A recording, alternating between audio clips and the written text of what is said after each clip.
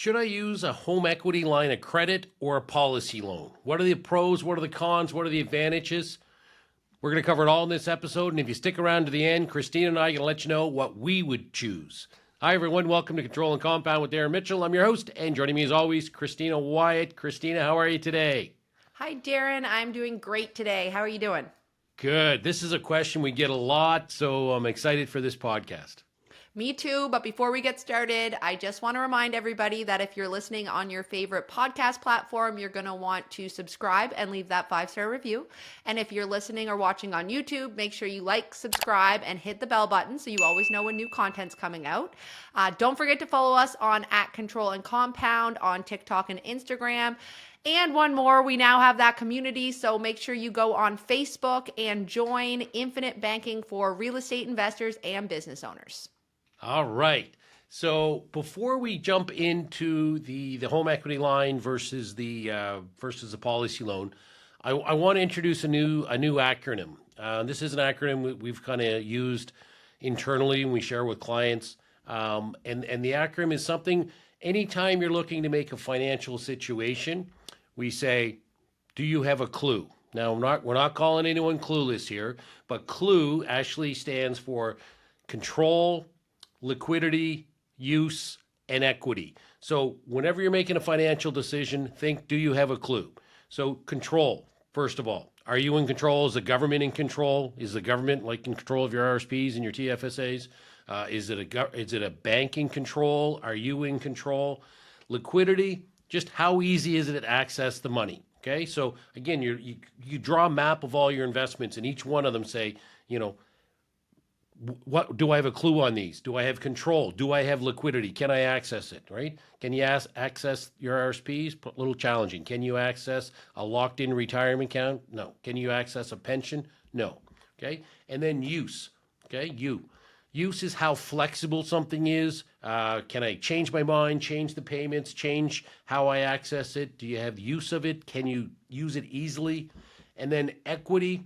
Equity is really, do you stay on the compound interest curve, right? So, that hockey stick compound interest curve is what you're potentially borrowing against or investing in. Is it going to continue to increase in value each and every year? And is that guaranteed? Is it projected? Is it a guess? So those are the things we kind of look at anytime we're evaluating a financial decision. Do you have a clue? Control, liquidity, use, and equity. So I think that was kind of just, Christina, a little forward before we get into this topic. But where do you want to start with the home equity loan versus the policy loan? We get this question a lot. Yeah, so even just, why do we get this question a lot? Well, we work with a lot of real estate investors, right? And they use leverage. They understand it, they love it, they use it. Why do they use it? Because they know that they can have their money working in more than one place at a time, just like we talk about all the time, right? Real estate works really well on the control side, on the liquid, when you start talking and going through those clues, real estate investing works very well. So a lot of people will sit down and be like, Christina, I get exactly what you're saying. Leverage is amazing. Yes, the infinite banking policy, you can use it, but what is the difference between using this and using the home equity line of credit that I'm already using for my pre-construction or that I'm using for my real estate? Not only just home equity line of credit, I do want to throw in margin accounts as well. So a lot of clients out there that have their investments in the stock market, they've got non-registered accounts. They've now set up lines of credit against these accounts. And then the plan is to go out and use them for their real estate investing. So if I have these already set up, or I have one of these already set up, why do I even need the infinite banking policy? I've already done this, right? And that's what we want to talk about today. So that's where the question comes from. Why are we doing this? Well, why do we do this? Because this is what wealthy people do, right? If we can do it once, why wouldn't we do it twice, 3 times, right? So that's what we kind of want to go through today. I think that's where we should kind of start, is why this question's even being asked. Yes, we love to. We're big believers at Control and Compound in R&D, rip off and duplicate. So we look at what wealthy people are doing and say, great, success leaves clues. Let's do what wealthy people do. So give me an example of wealthy people using leverage, Christina, other than real estate, perhaps. So a lot of wealthy individuals use leverage. So let's use Elon Musk, for example. Do you think that he's going to go out and he's going to sell his Tesla stock if he wants to go invest somewhere else? Absolutely not. He's going to set up that margin account. He's going to borrow against his Tesla stock, and he's going to go out and he's going to invest in his business, typically his business. He's a really good business investor. He's going to invest in his business and other investments, right? So people are using this all the time. Wealthy individuals are using this all the time because he knows that if he can leave his Tesla stock in here earning, and he can leave that doing what it needs to do, and he can take it and he can make money elsewhere, he's going to do that, right? Because now he's got his money working with that Tesla stock, and he's got his money working inside of his business, right? And that's why we're doing it, so that we have our money working in more than one place at one time. But what the infinite banking policy and concept brings to it is that we just add one more level. So we're not taking away from what you're already doing at all. We're just adding to it. We're making it one step better by putting the money through this policy first instead of just immediately going and doing the real estate. We're just going to make everything a lot better, and that's what we want to show people when we're trying to go through the differences. But we actually have a list of really like hardline differences in when you're thinking this through, right? So I kind of want to go through some of those during our podcast, the main big differences of why you might want to use this versus your home equity line of credit. Not saying that the strategies that you're already doing aren't great, using the home equity line of credit for your real estate. It's just that this can make it so much better, right?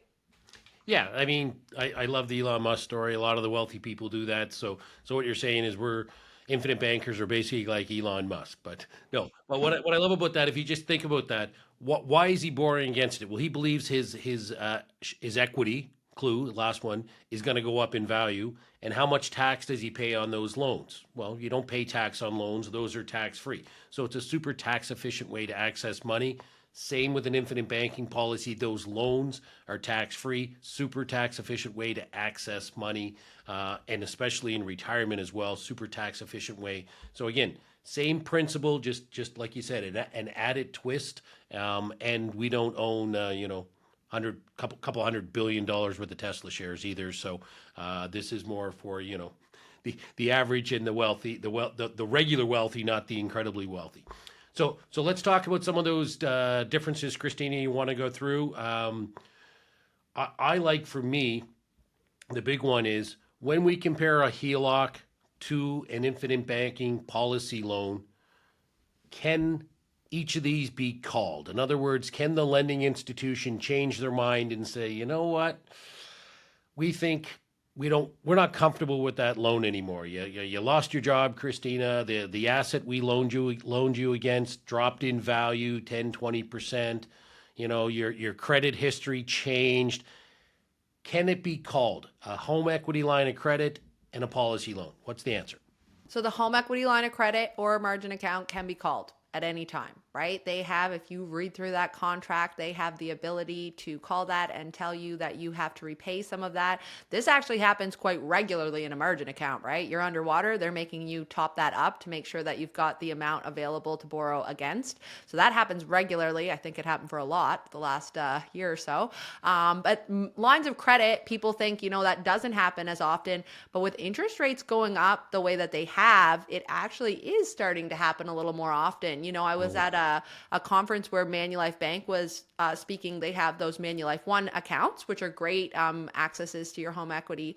And they were talking about how they kind of had pulled a list of the clients across the country that were at their maximums, that were sitting and teetering at their maximums regularly. And they were kind of like the high risk clients because of the fact with the interest rates going up and not having any more availability on that line of credit, they were going to turn around and they were going to start making calls and having them lock in portions of these loans, right? Or repay the loans. So it's completely possible. It can happen. Now, our policy loans, not so much, right? Completely uncallable. They cannot call these loans at any time.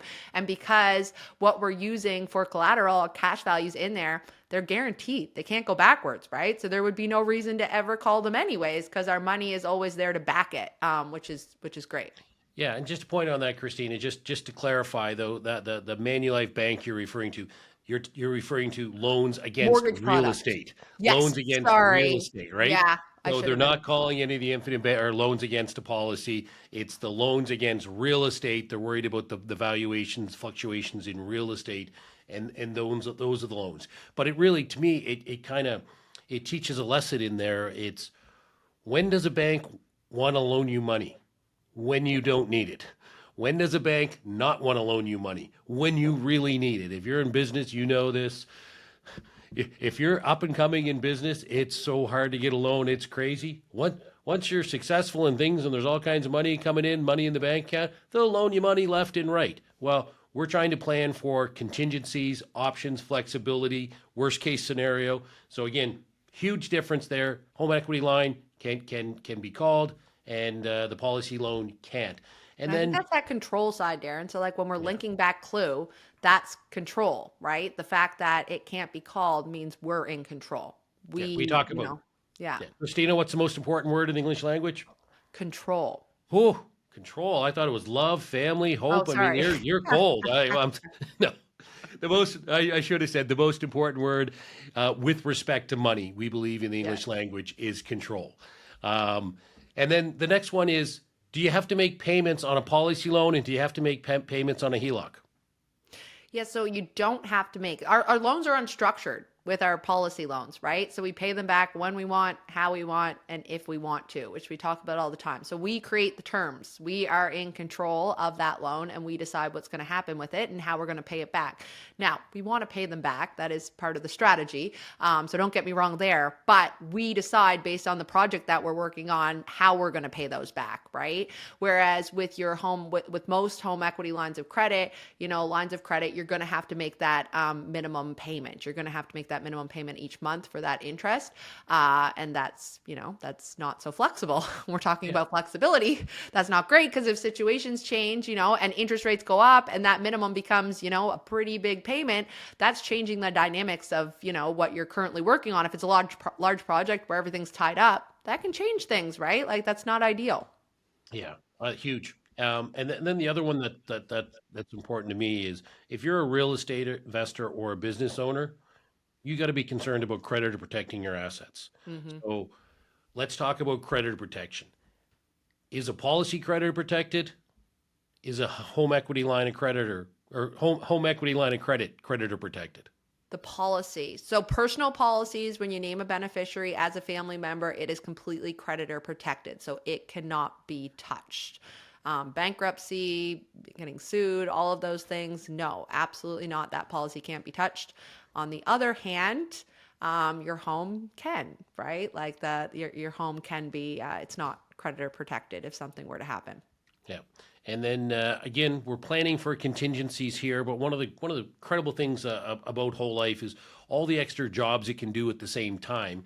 And one of those is a benefit I hope we never have to pay for anyone listening today, but I've personally delivered checks to, and it's an incredible benefit, and that's the terminal illness benefit built in to a policy. So it's not going to be obviously available in the HELOC, but when you have a policy and whether you have a policy loan or not, that terminal illness coverage says if you're terminally ill, they'll advance up to 25% of the death benefit, okay, while you're still alive. Okay. I've actually delivered one of these checks and it's a powerful check, and it was actually a celebration meeting. I thought it was going to be a super sad, this person's dying, but it was like, this is awesome. I get to, enjoy the time I have. He was going to help his kids and his grandkids. And it was just, he had already accepted what was going to happen when the time he met me. It wasn't like I was breaking the news to him. I was delivering a check that he could use in his lifetime. So again, just when we're comparing, just another great aspect of the policy loan or policy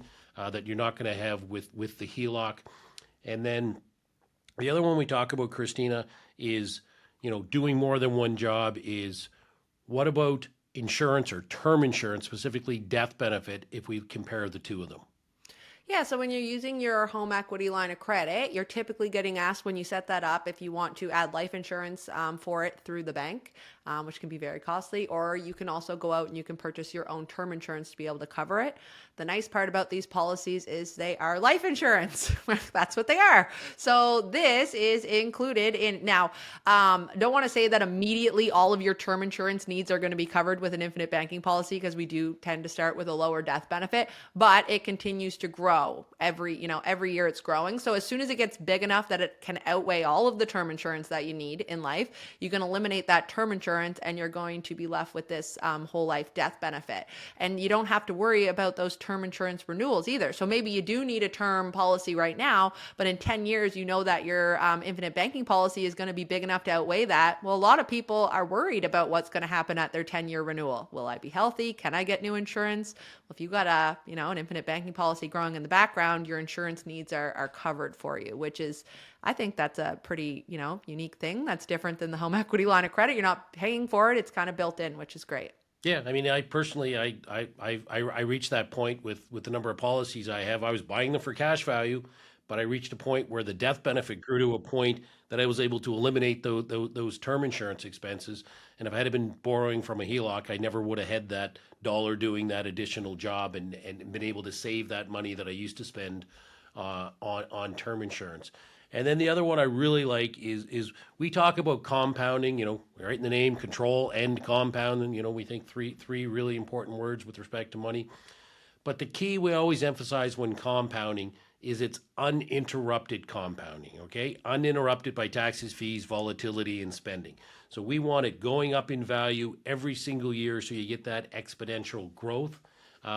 Well, there is volatility in real estate, right? We hope real estate goes up, but we saw last year it doesn't always go up. We'll see what happens this year. Maybe it'll go back and be in an uptrend at the end of the year. But there is that risk. Same with the stock market when you're borrowing on margin. We saw the last couple of years, and I think this year we could be in for another rude awakening with the stock market, just huge ups and downs. And we're going to have uninterrupted compounding when you have a policy. It's going to go up in value every single year, guaranteed. 150-year track record of paying a dividend. When you borrow against real estate, you hope the real estate goes up in value, and hope's not the ideal strategy in all cases. Thanks for listening so far. If you're watching on YouTube, make sure you like, subscribe, and hit that bell button so you always know when new content is coming out. If you're listening on your favorite podcast platform, please leave a 5-star rating and leave a review and subscribe. And if you are interested in learning more, please visit our website at controlandcompound.com to sign up for a free education session with one of our wealth coaches. No, absolutely. So yeah, the compounding's huge because it's always going up every single year. So I think that's a super important one, which ties everything else in together, bigger picture, right? But so you've got the uninterrupted compounding, and then you've got the taxes. So the compounding is interrupted by the taxes. Let me kind of go back here. So how are we getting rid of the taxes when we use the policy versus using the home equity line of credit, right? Well, one of the big ways is that inside this compounding that's happening is also happening tax-free, right? So we're growing inside these policies tax-free. The equity that's growing inside of your home, unless it's your principal residence, that's taxable, right? If you sell it, you're going to pay those capital gains when you die, and it has to get, deemed disposed of. That's going to be capital gains as well. So you've got the tax on the growth margin account, very simply. Obviously, everything in there is growing, and you're going to be taxed on all of it as well. So we don't have that tax there that's going to interrupt our compounding growth. As well, from a tax perspective, is that this death benefit's going to get paid out completely tax-free. So you're going to eliminate the taxes on your death, like I talked about. Unless it's your principal residence, there's going to be a lot of tax that's paid on death as well. This is not going to do that for you. This is actually going to take care of some of those liabilities that you're going to have on death, right? Because you're going to have the death benefit that's going to be able to take care of the tax liability so that your family, your legacy, they can receive those, these real estate investments that you've worked hard and you've acquired. They're going to be able to keep those, and they're going to have the taxes paid off for them as well, because you're going to have this death benefit included for life, which is neat. So we've really eliminated a lot of the taxes that you would see in using those other types of investments. Not that those aren't good as well. I'm just saying that this is an added benefit to using the infinite banking policy in growing your portfolio, right? And we've just listed about 10 reasons or more why a policy loan is superior to a HELOC or home equity line of credit. But I want to give you what I think is the hugest, biggest reason why a policy loan is better than a HELOC, especially for a real estate investor or someone that's going to want to get a loan someday, is the loans do not affect borrowing capacity. So when you have a policy loan, that does not affect your borrowing capacity to buy additional real estate, cars, businesses, whatever you need to qualify for a loan. That loan is not going to show up in your credit report. That loan's not going to affect what you can borrow. HELOC shows up in your credit report, reported to the credit agencies, and the bank knows all about it. So when you go to borrow, that's going to impact your ability to get a loan. Probably the biggest difference between a HELOC and a policy loan. Loans do not affect borrowing capacity with respect to a policy loan. That's huge. Like that can't be emphasized enough. Huge.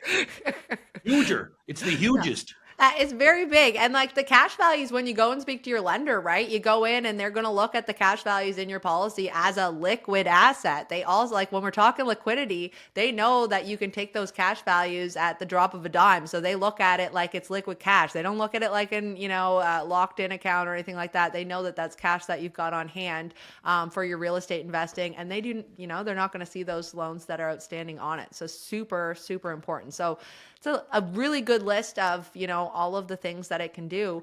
But one thing that I think sometimes we forget about is everything that's happening in the background when we have these policies set up, right? And what they're doing for us. So we've got all these extras when it comes to using it for our real estate and stuff and growing out our portfolio and what it can add to us and what our dollar can be doing while we're doing our real estate.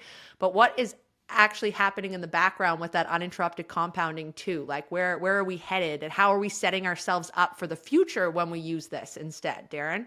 Yeah, I mean, everything we've talked about now was kind of like, why you're building your portfolio and sort of like typically the next 20 years. But eventually, one of two things are going to happen. You're going to retire and you're going to die. Okay? Probably both of those things that eventually are going to happen. And how does a home equity line of credit help you in retirement? At death, well, there's an outstanding liability for your state. However, policy, you're going to now have that built-in tax-free retirement with all kinds of different ways you can access the money tax-free or spend other assets more tax efficiently. So literally, we think it can double and triple your retirement income by reduce your retirement risks. And we've got videos and books on that. And the second thing is, legacy.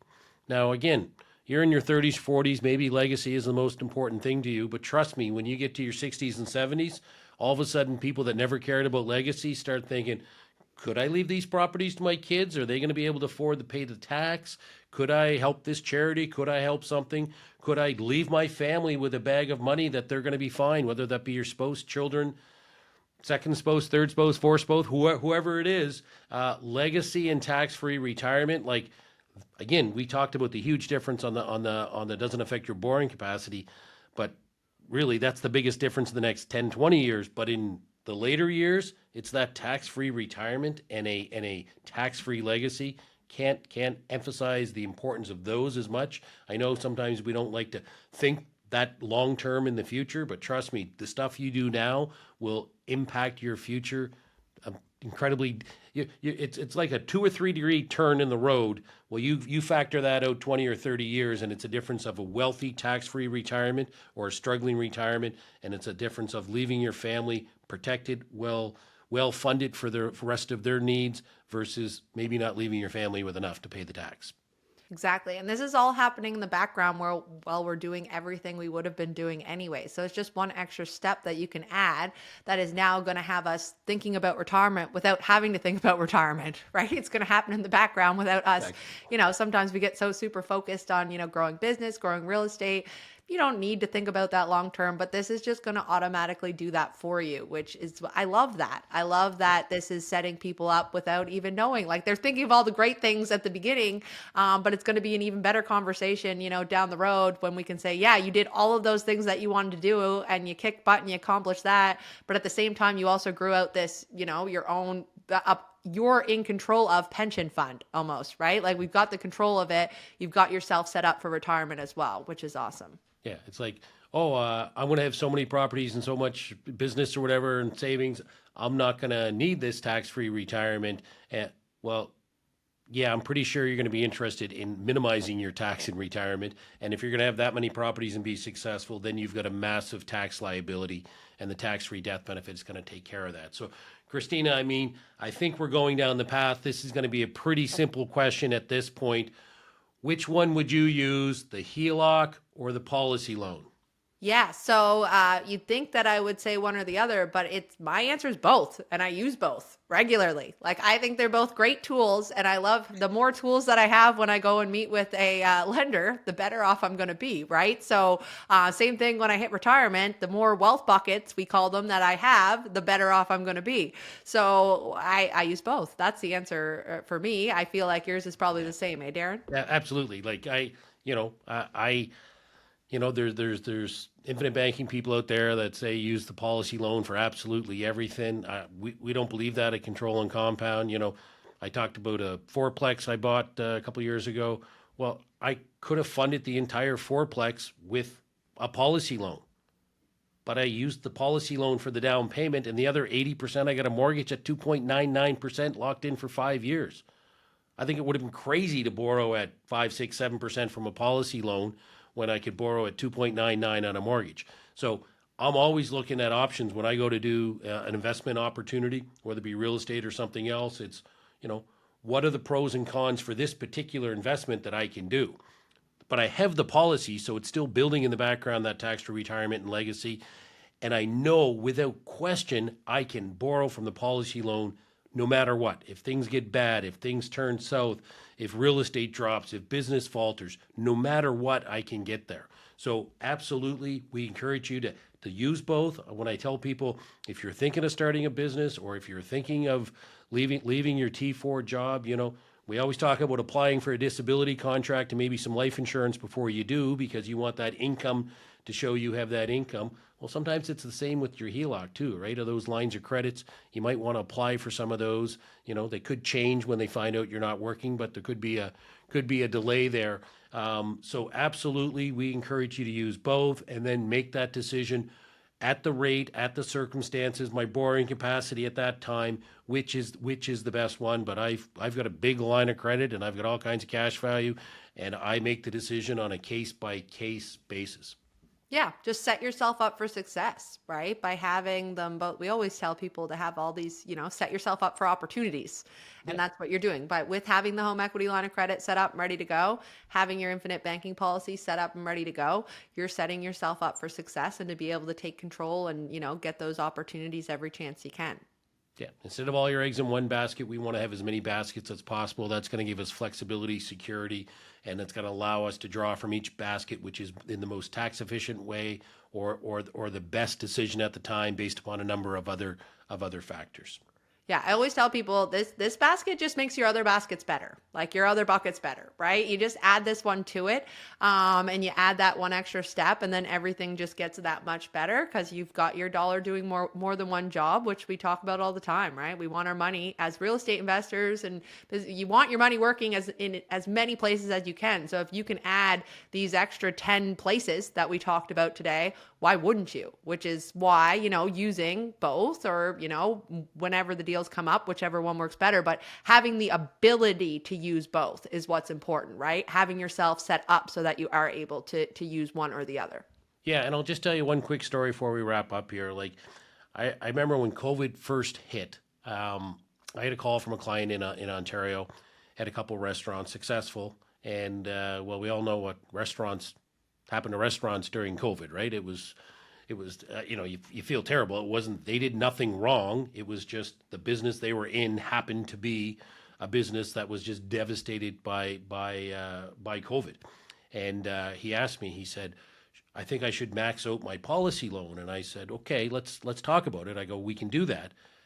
But what about your lines of credit? He goes, well, yeah, I have lines of credit. And I'm like, well, why don't you start there?